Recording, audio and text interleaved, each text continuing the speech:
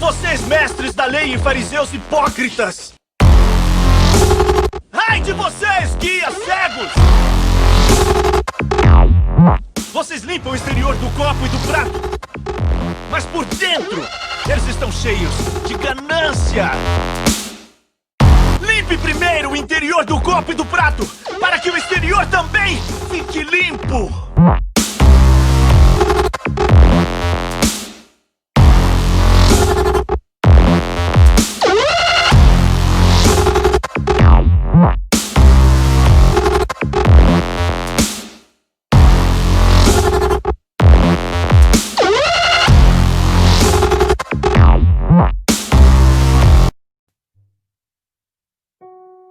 Saudamos os irmãos com a paz do Senhor, amém? Somos o Ministério Atos, estamos junto com vocês para adorar o Senhor na primeira conferência Religare da Terceira Igreja Congregacional. Então feche teus olhos, vamos invocar o nome do Senhor, amém? Glória a Deus, Senhor, te invocamos neste lugar, para que venha preencher todo este lugar, para que a tua presença seja manifestada, para que não só os louvores, mas também toda a palavra venha acalentar o coração daqueles que precisam, pois sabemos que sem ti nós não somos nada, e que o teu grande amor é o suficiente para que possamos viver eternamente. Então sabemos que não há maior amor igual ao teu. Não há maior amor que o teu.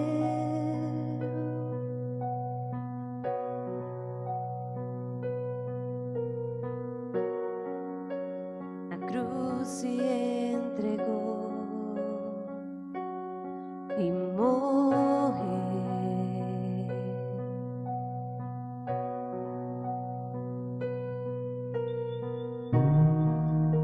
O meu pecado levo para que eu pudesse viver. Por isso eu entrego tudo meu viver a ti, meu Rei.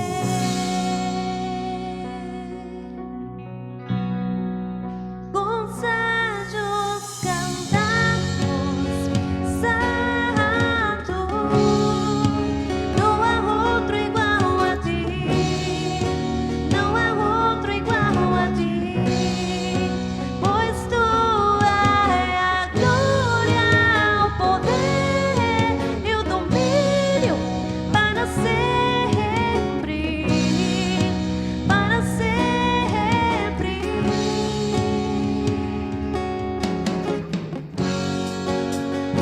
Não há maior amor que o teu. Na cruz se entregou e morreu. Na cruz se entregou e morreu. Elevou o nosso pecado. O meu pecado levo para que eu pudesse viver. Por isso eu entrego tudo meu viver a ti, meu Rei.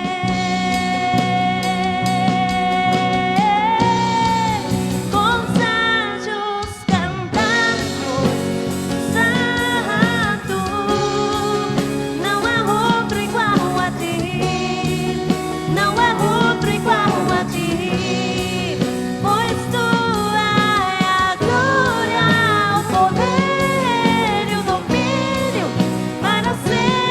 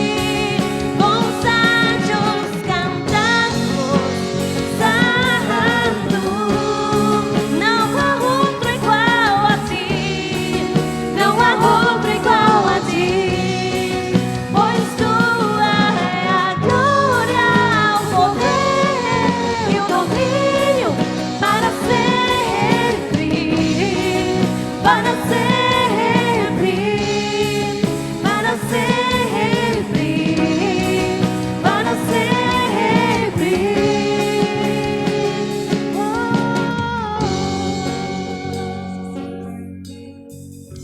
Santo é outro nome, Cristo Jesus.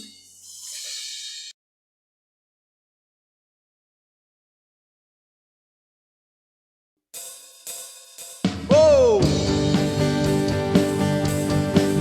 Oh!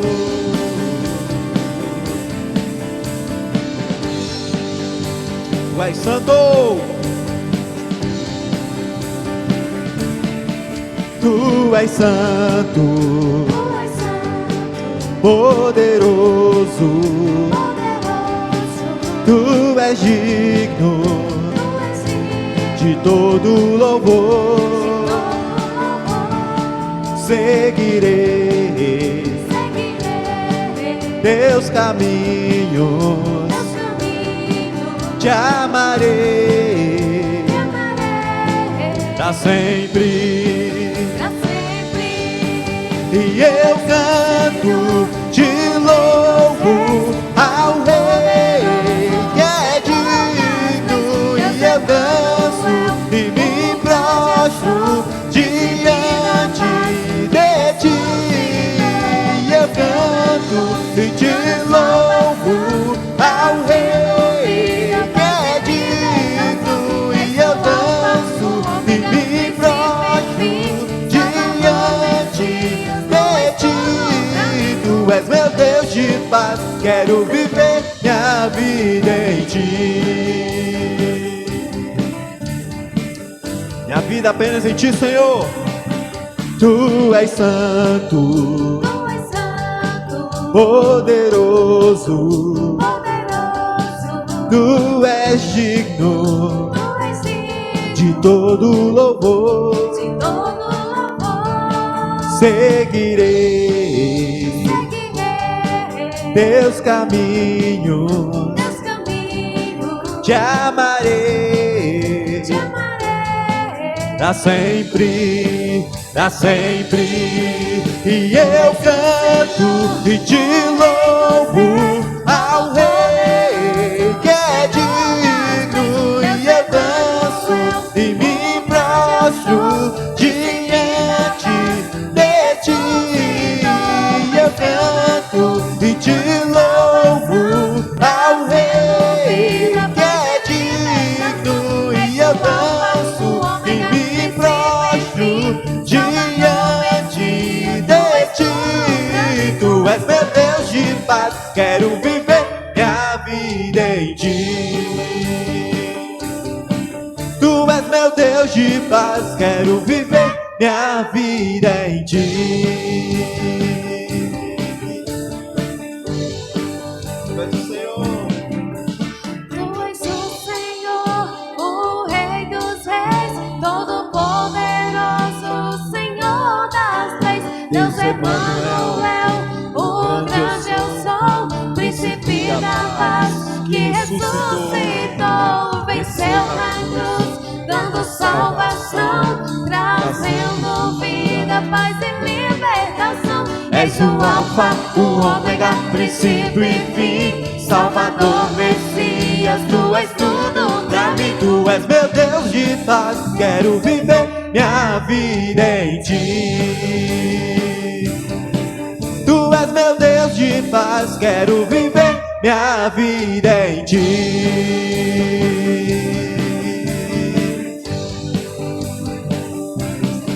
Aleluia! Glória a Deus.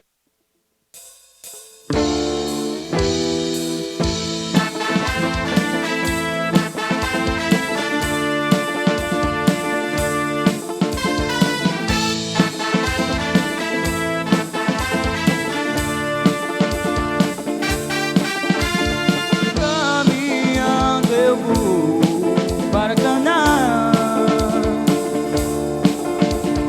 Caminhando eu vou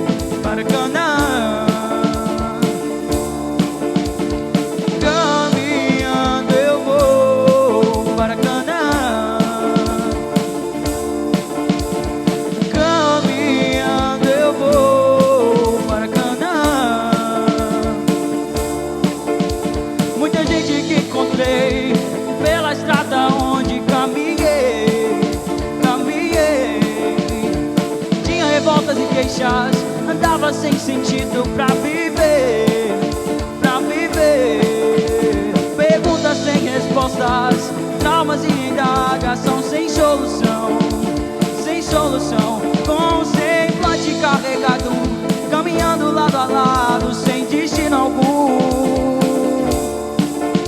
Eu vim aqui te avisar que tua solução chegou, tua vida vai mudar. Me acompanhe porque agora eu vou pra Canaã. Caminhando eu vou para Canaã. Caminhando eu vou para Canaã. Caminhando eu vou para Canaã. Caminhando eu vou para Canaã. Alegria não é sensação que invade o coração por uma noite só, por uma noite só. Alegria verdadeira é uma paz no coração que não tem fim, que não tem fim. É saber que és filho de Deus e que nada nesse mundo vai te machucar. Caminha pra frente para o alvo, com a certeza de chegar um dia a Canaã. Eu vim aqui te avisar que tua solução chegou, tua vida vai mudar. Me acompanhe porque agora eu vou pra Canaã. Caminhando eu vou para Canaã. Caminhando eu vou para Canaã. Eu vou. Caminhando eu vou para Canaã. Caminhando eu vou para Canaã.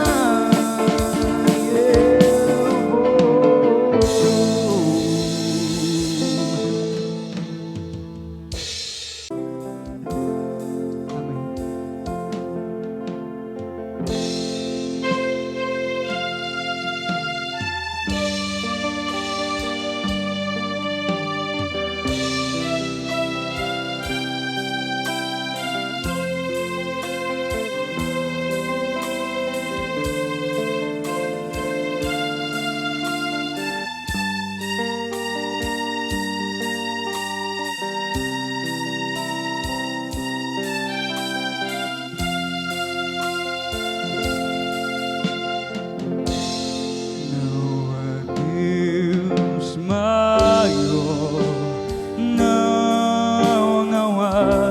não há Deus melhor,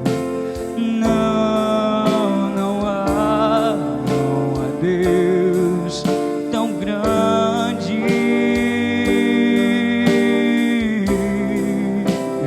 como nosso Deus.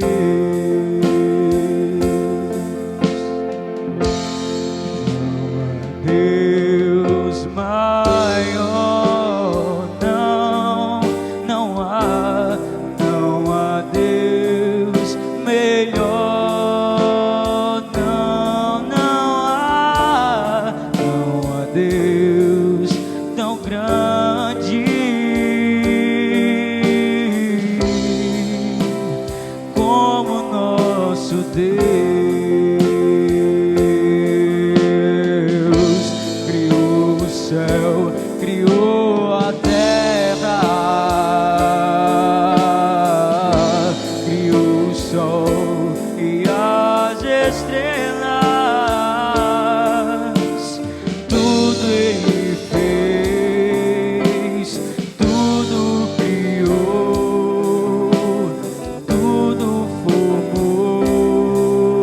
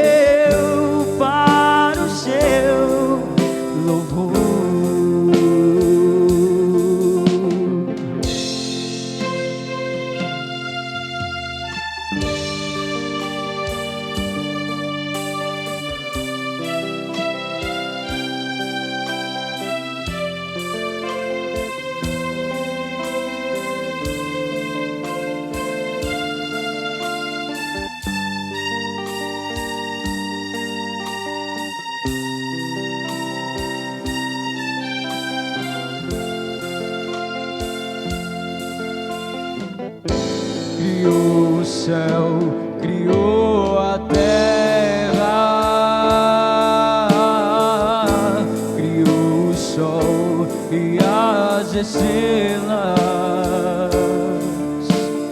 tudo Ele fez, tudo criou, tudo formou para o seu louvor, para o seu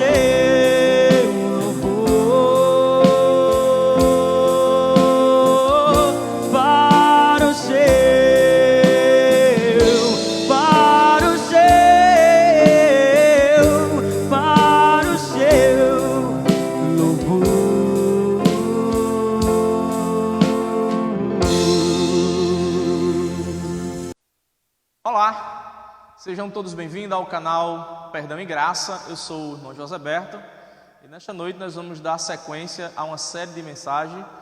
Estamos fazendo uma conferência, conferência bíblica com o nome Religare, Nós estamos expondo os 8 ais do capítulo 23 do Evangelho de Mateus. Hoje, a terceira sessão, nós vamos estar expondo o terceiro ai, que é do capítulo 23, do verso 15.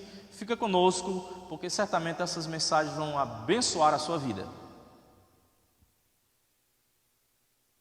Muito bem, queridos, vamos ler a palavra de Deus nesta hora. Eu espero que esta mensagem traga informação, traga edificação, esclarecimento para a sua vida e traga crescimento também para a glória de Deus. Amém, meus queridos? Está escrito no Evangelho de Mateus, capítulo de número 15, melhor dizendo, Mateus 23 e 15, a seguinte expressão da palavra de Deus: Ai de vós, escribas e fariseus, hipócritas, porque rodeais o mar e a terra para fazer um prosélito, e uma vez feito, o tornais filho do inferno, 2 vezes mais do que vós.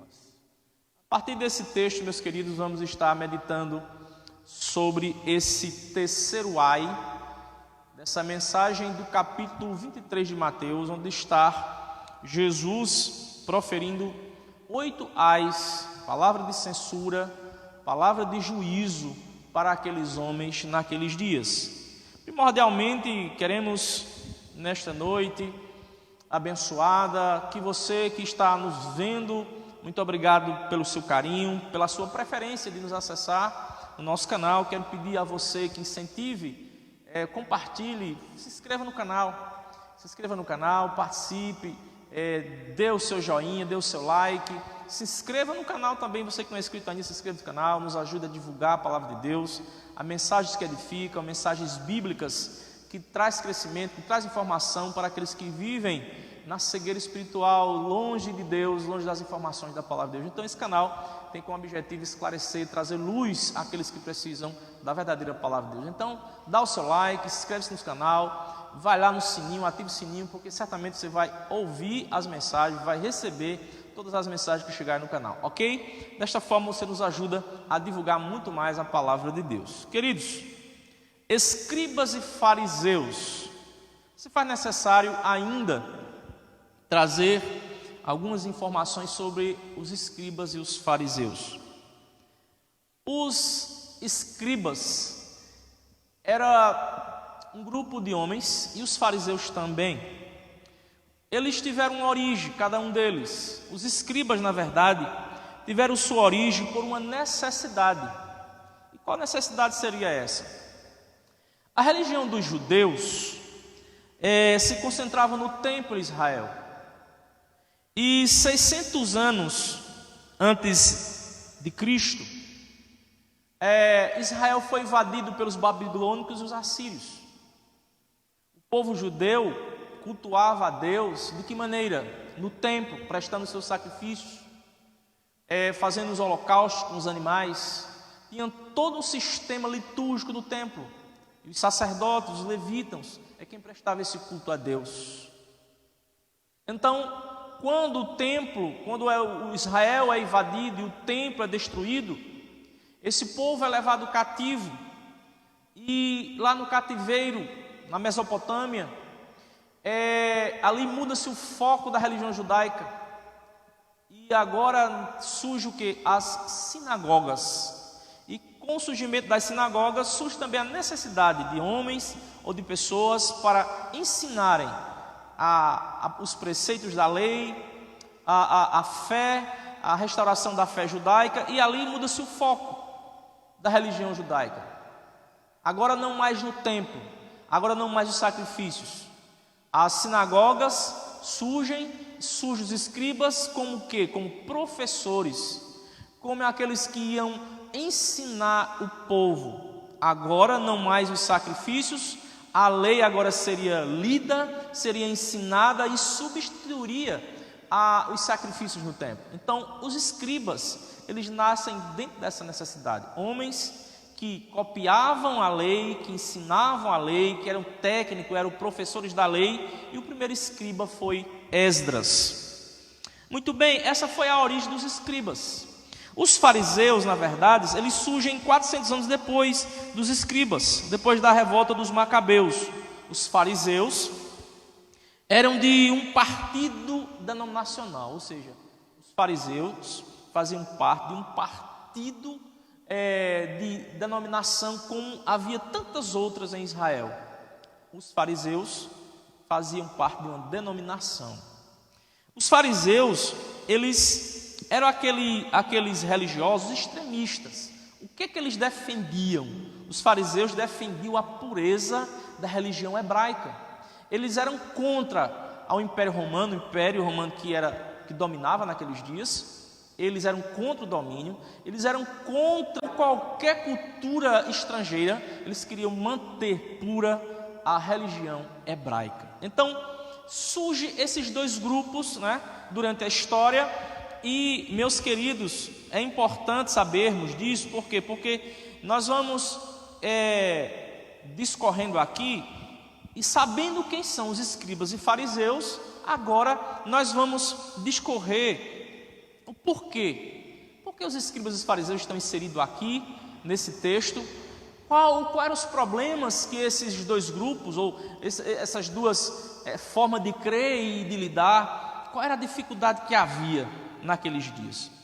Muito bem, nos tempos que Jesus surge pregando a palavra de Deus, pregando sobre o reino de Deus, fazendo sinais e maravilhas, também os fariseus e os escribas, que na verdade eram os líderes religiosos daquela época, eram eles os que eram tutores da lei, que ensinavam a lei, que eram aqueles que herdaram, na verdade, os costumes da lei, herdaram o trono, melhor dizendo, foram herdeiros de Moisés, o servo do Senhor. Então estes homens, na verdade, eles se consideravam, se intitulavam os líderes religiosos daquela região, daquela nação.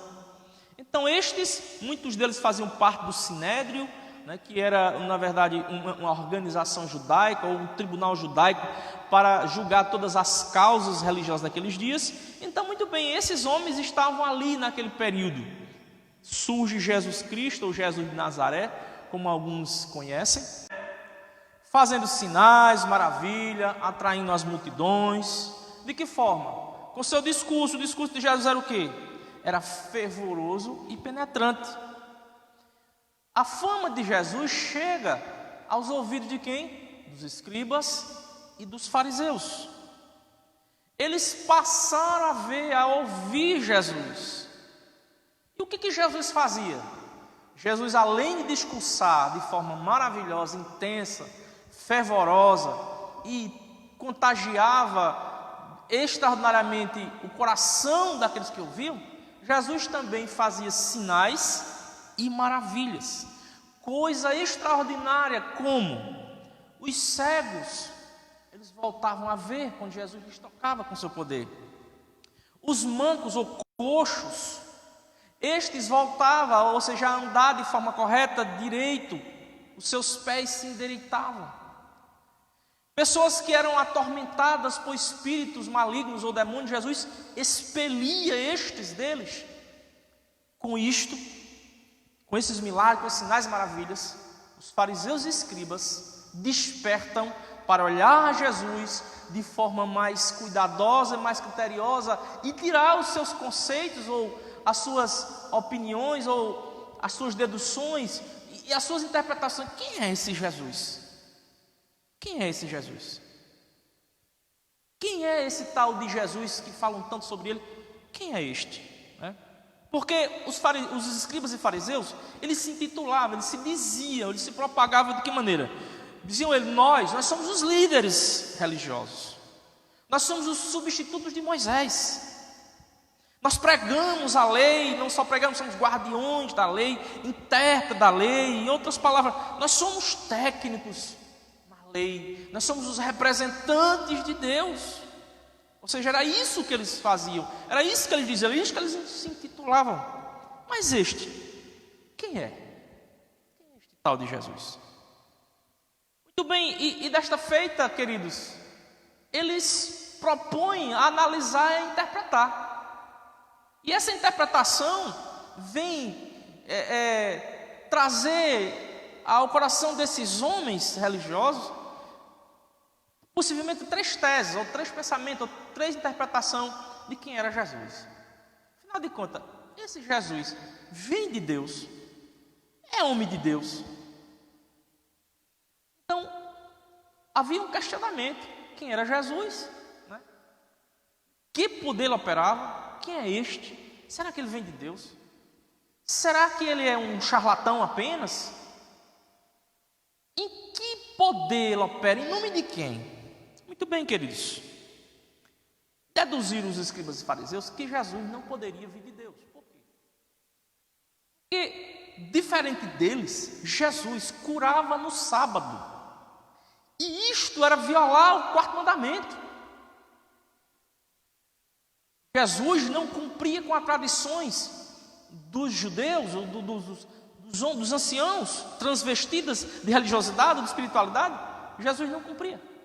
Outra coisa, Jesus andava com pecadores, Jesus andava com os plebeus, com os pobres. Então eles deduziram: esse homem não vem de Deus, ele vai contra tudo que nós pregamos e que ensinamos. Então, esta primeira ideia, essa primeira interpretação cai por terra: esse homem não vem de Deus. A segunda possível interpretação de quem era Jesus era: esse homem, Jesus, é um charlatão, é só mais um que aparece nos dias, como todos os outros vieram, dizendo que eram de Deus ou que eram o Messias prometido. Mas eles se depararam com coisas que eram muito fortes, tipo, os milagres eram patentes, os sinais eram incontestáveis. E por quê? Porque pessoas conhecidas da sociedade, pessoas que viviam em seus traumas, em seus conflitos, seja eles patológicos, seja de doenças, enfermidades, pessoas endemoniadas, pessoas com doenças incuráveis, todas essas pessoas que eram conhecidas naquela sociedade, elas foram abençoadas por Jesus. Essas pessoas passaram a testificar do poder de Jesus. Então era incontestável os sinais e com quem eram feitos esses sinais. Então não poderia ser Jesus um charlatão por esses sinais, né? Por essas pessoas testificarem do seu poder. Então, mas essa ideia cai por terra, essa interpretação dos escribas e fariseus não se sustenta. Então, eles deduziram que Jesus operava sinais e maravilhas no poder. E no poder de quem? Eles interpretaram que Jesus operava no poder do diabo. Isto é sério demais, porque isso de alguma forma confrontava coisas fortes e coisas que eles talvez não tivessem tanta sustentação para provar isso. Nas narrativas dos evangelhos sinóticos, Mateus, Marcos e Lucas, ou vice-versa, tem 3 passagens que Jesus, na verdade, Jesus arrasou com eles nessa ideia. No capítulo 12 de Mateus, do verso 22 ao 32, no capítulo 3 de Marcos, do verso 20 ao 23, e Lucas também registra, do capítulo 11, do verso 14 ao 23, está escrito que Jesus, nessas passagens, que Jesus destrona, ou seja, arrasou, destrói totalmente essa ideia que os escribas e fariseus tinham a respeito de Jesus. Nessas passagens é registrado que Jesus ele cura um homem que era surdo e mudo, e Jesus expele um demônio que havia nele. E este sinal vai de encontro àquilo que os fariseus e escribas pensavam a respeito de Jesus. E eles acusam Jesus de tão somente expulsar o demônio no poder do diabo. Ou seja, lá a passagem está dizendo que ele diz que Jesus expele os demônios no poder de Beelzebu, ou seja, o maioral dos demônios. Queridos, isso é muito forte. Mas Jesus destrona, razoa, faz cair por terra essa pretensão, essa acusação leviana e essa blasfêmia contra Jesus. Porque Jesus diz o seguinte: como pode um reino subsistir estando dividido?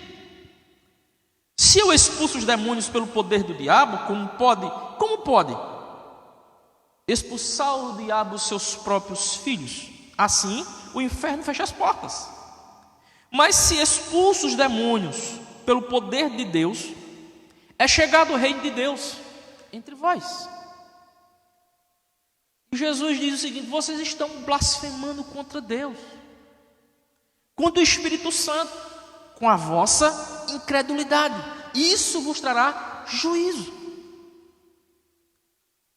Essas palavras estão baseadas no Evangelho de Lucas, capítulo 14, verso 22. Vejam que eles acusam Jesus de operar no poder do diabo. E Jesus agora destrona eles, desfaz essa ideia equivocada, essa interpretação, e tão somente diz que eles estão blasfemando, eles estão indo contra. Eles, como homens que conheciam a lei, se diziam conhecer a lei, os preceitos da lei, eram guardiões religiosos, homens representantes de Deus, eles agora estão blasfemando contra o próprio Deus. Queridos, ainda no capítulo 12 do Evangelho de João, versos 42 e 43, tem uma passagem escrita maravilhosa, que está dentro desse contexto dos escribas e fariseus. Diz o seguinte, a expressão, vou repetir ela na íntegra: contudo, muitos dentre as próprias autoridades creram em Jesus, mas por causa dos fariseus não confessavam, para não ser expulsos da sinagoga, porque os fariseus amaram mais a glória dos homens do que a glória do próprio Deus. Muitas autoridades eclesiásticas, muitas autoridades dentre aqueles homens creram em Jesus, só que eles criam em secreto, porque eram rechaçados pelos líderes. Mas, queridos, por que no capítulo 23 de Mateus, onde tem os 8 ais ao qual nós estamos discorrendo, por que Jesus censura os escribas e fariseus? Por que essa palavra de censura tão intensa, tão ávida, tão forte aos possíveis representantes de Deus? Queridos, o texto lá de Mateus, a qual li no início, eu quero repetir para fixar você, para você lembrar, querido telespectador, para você fixar o que nós lemos e o que é que nós estamos discorrendo. Diz o texto, Mateus capítulo 23, verso 15: ai de vós, escribas e fariseus, hipócritas, porque rodeiam o mar e a terra para fazer um prosélito. Uma vez feito, tornais filhos do inferno 2 vezes mais do que vós. Meus irmãos, baseado no que lemos nesse texto, por que Jesus censura os escribas e fariseus de hipócritas?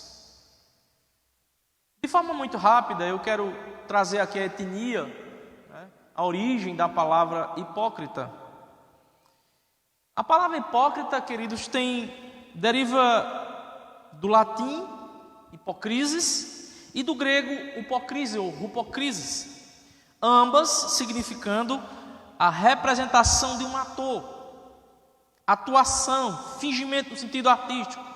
Hipocrisia é a pretensão, o fingimento de ser o que não é. Aplicado aos falsos religiosos, escribas e fariseus, é o ato de fingir ter crenças, virtudes, ideias e sentimentos que na verdade não possuem. Frequentemente, eles exigem que outros se comportem dentro de certos parâmetros de conduta moral que os próprios extrapolam ou deixam de adotar. Vejam que coisa terrível, né? A hipocrisia religiosa. O texto diz que eles são hipócritas por quê? Por que Jesus diz que eles são hipócritas? Porque eles rodeiam a terra e o mar, se possível, para convencer, para atrair, para trazer para si discípulos ou prosélitos, como o texto diz. É claro que aqui o autor humano usa um exagero, que a gente chama de hipérbole, né? Um recurso literário para mostrar em um comparativo de intensidade ou exagero certas atitudes ou comportamentos. Então, o texto diz que eles são exageradamente esforçados para ir longe, para ir aos mais longínquos lugares, para trazer alguém para eles, para convencê-los da sua filosofia religiosa, do seu partidarismo, da sua ênfase religiosa. Então, Jesus acusa eles de hipocrisia porque eles fazem tudo isso. Mas o resultado de tudo isso é esse prosélito ser condenado ao inferno 2 vezes mais. E por quê? Porque um prosélito, ele é convencido pelo discurso, né, pela oratória, pela retórica aplicada, ele é convencido intelectualmente. E quando este é convencido, ele vem para aquele partido, aquela filosofia, e ele começa a defender essas ideias também. Ele também começa a glorificar aqueles que são líderes dessas ideias. Portanto, esse prosélito, ele não está defendendo um discurso bíblico, ele não está defendendo um discurso que o leve a Deus, e ele não está glorificando a Deus, está glorificando os homens. Por isso Jesus os condena, por isso Jesus diz que esses são condenáveis 2 vezes mais ao inferno. Isso é muito sério.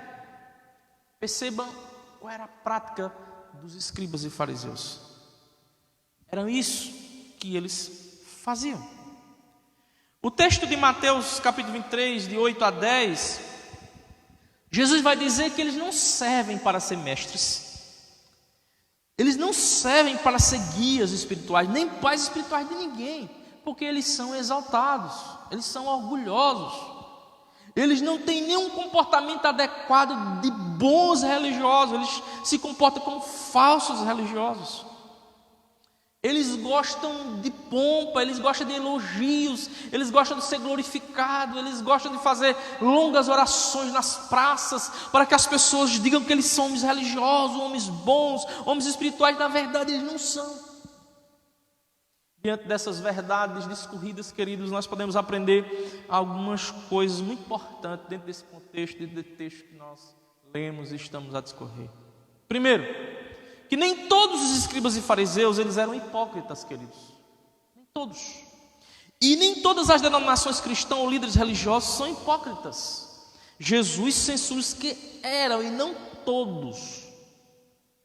Cuidemos para que não venhamos nos comportar, que as nossas atitudes não sejam extremistas de acusar todos os religiosos, certo, de hipocrisia. Jesus censura aqueles que se comportavam assim. A exemplo disso, naqueles dias, naquele contexto, haviam pessoas piedosas, pessoas boas, que realmente eram espirituais. A nível de exemplo, nós podemos citar Nicodemos, um mestre da lei, um fariseu, um que fazia parte do sinédrio. Este procura Jesus, capítulo 3 está registrado isso, capítulo 3 de João. Ele procura Cristo, ele conversa com Jesus, ele diz a Jesus que ele realmente vem de Deus. José de Arimateia é um outro exemplo de um homem piedoso. E Gamaliel também, um homem que era do sinédrio, um homem que era professor de Saulo de Tarso, um homem que realmente tinha espiritualidade. Esses homens eram fariseus, esses homens eram piedosos. Portanto, é prova incontestável de que havia muitos religiosos, muitas denominações, boa religiosidade, mas também havia má religiosidade, um má serviço espiritual naqueles dias. Podemos perceber também, em segundo lugar, queridos, no contexto, como a hipocrisia religiosa, ou seja, a má religiosidade, desencaminha as pessoas e se torna pedra de tropeço espiritual, consequentemente nos levando para distante de Deus. Era isso que os fariseus faziam, os prosélitos, eles de maneira nenhuma, eles iam alcançar os céus. Por quê? Porque eles estavam levados a um discurso, levados a uma filosofia religiosa fraudulenta. Eles glorificavam os homens que eram líderes e não a Deus. Veja que esses homens estavam sendo desencaminhados, afastados de Deus. Em terceiro lugar também, queridos, é notório no texto de Mateus capítulo 23 que a aparência, discurso pomposo, retórica adequada, conhecimento da lei ou das escrituras, queridos, isso apenas isto, não impressiona a Deus. Não que essas ferramentas não sejam importantes e necessárias, porém elas não são determinantes quando se trata de espiritualidade. Essas são apenas roupagens, estereótipos, queridos. Deus está interessado, e isso nós podemos ver no todo o contexto das Escrituras. Ele está interessado em essência verdadeira, integridade, veracidade, santidade e pureza, porque isso advém de Deus, são atributos de Deus, e muitos desses atributos Ele comunica aos seus. Religiosidade cristã desassociada de piedade é crendice legalista, conceitos humanistas, e isso não muda a vida espiritual, a condição espiritual de ninguém. Cuidemos, amados queridos, para nós não nos encontrarmos assim também. Cuidemos. Jesus censura os fariseus e os escribas no capítulo 23 de Mateus com os ais, mas no verso 12 do capítulo 23, Jesus os chama ao arrependimento. Se humilhem, vocês são exaltados, vocês são orgulhosos, vocês são falsos, se humilhem, o caminho é a humilhação. Para encerrarmos, queridos, diz o texto de Provérbios capítulo 15, verso 3: os olhos do Senhor estão em todo lugar, contemplando os maus e os bons. Por isso que nós, líderes religiosos dos dias atuais, que a nossa prática de vida ela esteja associada àquilo que pregamos. Devemos viver o que pregamos e pregar o que vivemos. Devemos ter cuidado para sermos guias espirituais, homens de Deus, mestres porque ensinamos, pastores, homens que Deus levantou segundo o seu coração para ensinar, para orientar, para levar as pessoas mais para próximo de Deus. Esta é a boa religiosidade, esta é a condução certa, adequada para aqueles que Deus realmente preparou-nos como liderança. Não essa prática fraudulenta, falsa, exacerbada, exagerada, que quer apenas aplauso de homens. Deus não está interessado nisso. Deus já está interessado na espiritualidade, que é uma comunhão muito maior com Ele. Louvado seja o Senhor. Que Deus lhe abençoe, que Deus lhe dê graça, que Deus nos livre e nos guarde de toda má religiosidade, que possamos prestar um bom serviço ao reino de Deus.